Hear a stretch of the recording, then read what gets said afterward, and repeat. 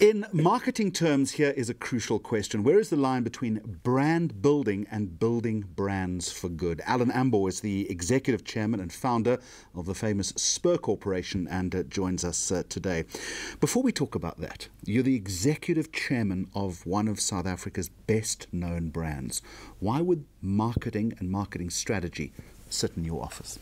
Well, firstly, I find it very interesting. I'm a creative person and I enjoy the advertising side of the industry, and I've been able to promote myself to an area where I do have an expertise. Otherwise my colleagues would buy me a tent and send me packing. Yep.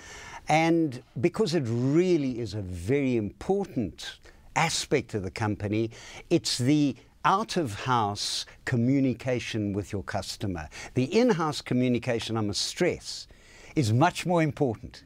It's the crux.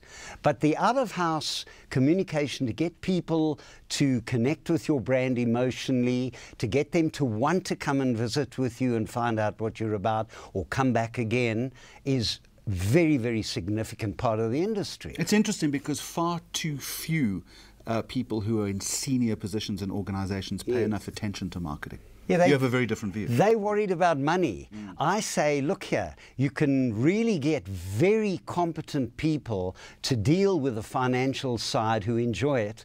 I hate the money side. I'm financially rather inept, which is not a really good confession to make, but is absolutely true. And I've got really competent people there, so I can sleep at night, although I don't on other issues sometimes. Sure. Yeah. Alan, what about the in-house side? You say that's perhaps more important than the external approach. Look, well, why is that? The customer's everything. You know, one of my watchwords in the old days was, it was like a mantra, it doesn't matter who suffers as long as it's not the customer.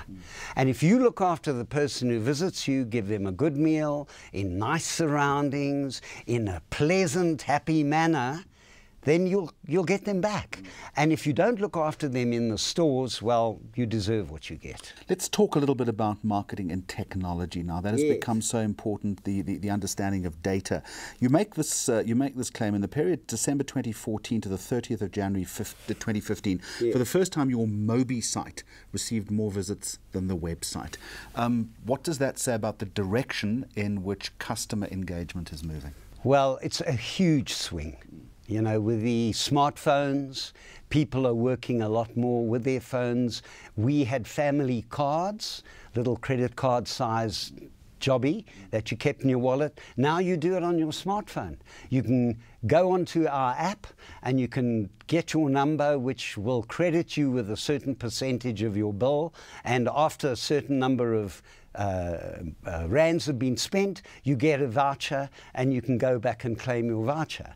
So this type of digital interaction is just growing by leaps and bounds in all sorts of areas of the business. How have you had to change your strategic thinking around digital marketing? Well, I think the important thing is to learn how to do it well, to learn how to be appropriate with your app so that people don't get messed around, so that they find it seamless to get from the one click to the next click, and they don't get lost in a morass and a maze that they can't fathom. That's very important. And there again, please don't look to me for that. We've got a young man called Ryan Hayworth and other people, Daniela, helping him, and our marketing exec, Sasha Duplessis, who monitor and grow, but I'm there on the strategic side. What a pity, Alan. I was going to ask you for your tips on how to design the perfect app, but let's move on, shall we? Okay. Okay. Also using technology for good, which is quite important. I know that is something close to your heart. The save7.co.za campaign, the Get Me to 21 campaign. That merging, and I said in the introduction to our conversation, the line between brand building and building brands for good. You seem to have found an elegant balance. Well, that came about due to a circumstance that is unusual. A very good friend of mine and his wife, student Gabby Lowe's daughter, got pulmonary hypertension, campaign, which meant that the veins in her lungs were diminishing in size, and I started getting very worried that she was going to die before getting lungs. And so I contacted the Organ Donor Association through our marketing department. We met with them. We met with their ad agency and a PR lady, Liza Jane, who is a fantastic, energetic woman, and we started working out the Save 7 campaign. And the reason it was called Save 7, I think, is because Kirk from Low Cape Town, who's the marketing, Kirk Gainsford, exactly, from Low Cape Town, felt that the Get Me to 21 hashtag campaign that he'd started for Jenna Low should be kept separate. I wasn't happy with that, but I allowed myself to be outvoted. And Jenna, thank goodness, has got her lungs about 2 months ago, and she's turned the corner and she's beginning to walk again. So the Organ Donors campaign is something that South Africa needs desperately. There are 4,300 known people who need organs right now. But why, Alan Ambor, is this good for the brand? There's got to be a brand connection, surely, or is that not important to you? It is. It is. I'd be lying if I said it isn't, but it is and it isn't, because you've got to do good. You know, we started with sizzling studies where we brought school children into a store and started explaining to them how a business worked from 9 to 10 in the morning, and then fed them. We do things like Masidlali since 2006. We doing clinics with professional soccer players and kids who are underprivileged. We give them boots, we give them shorts and T-shirts and teach them how to play football. We're associated with the University Rugby Cup. We do mountain bike races. We do adventure series for families to get people active against obesity. We do that to give back to communities. I go with my guys and hand out blankets in December or paint walls of schools. Do you think people would think any differently of your brand or brands in the suite if you weren't doing that? I think the great good thing is how you feel about yourself, Jeremy.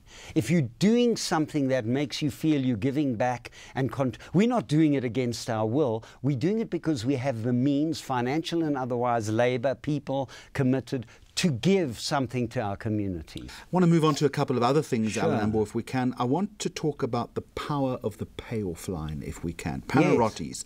Big on family, big on pizza. Spur, interesting one. Spur, people with a taste for life. Yes. You're a great believer in the power of the payoff line. I am. And it's interesting that you raise that, Jeremy, because with Panarottis, we had our MD who we'd outsourced and who was just learning the brand when he decided he wanted to go back where he came from. And we promoted somebody from in-house, from Spur, to head up Panarottis. And he said, you guys are not living your pay-up line. You're not doing big on family. You might be big on pizza in your eyes, but you're definitely not big on family. He started putting in kids' play centres. The brand started rocketing, and he's a great motivator in store. And we started growing very well. So the lesson for brands is what? You've got to live your payoff line. You've got to live your ethos. I get that, Alan Ambor, you can't pretend it. What are the small things that you have to do as a brand to make sure that you're doing it? Look after your customer, number one. Look after your customer, number two. And I won't repeat it because it's getting I think tedious. It's got customer in the sentence somewhere. Absolutely. Yeah. Everything's because of the customer. What I try and do, and have done ever since I was in the business as a waiter for other people, is try and put myself in the position of what does my client, my customer want from me, and then give it to them. Were you a good waiter? Excellent waiter. Somehow I like to think. Somehow think you'd say that. Generation Next, I think, has just voted Spur as one of the best places to eat by young South Africans. Yes. Why? We're so proud of that. Yeah. Because we've got a nice environment and we've got incredibly good food, a great product that's consistently served. You're not going to get a burger that's one way one day and another way another day. Yeah, it's more than that, though, Alan Ambor. I can talk to any other quick service restaurant. They'll say the same thing.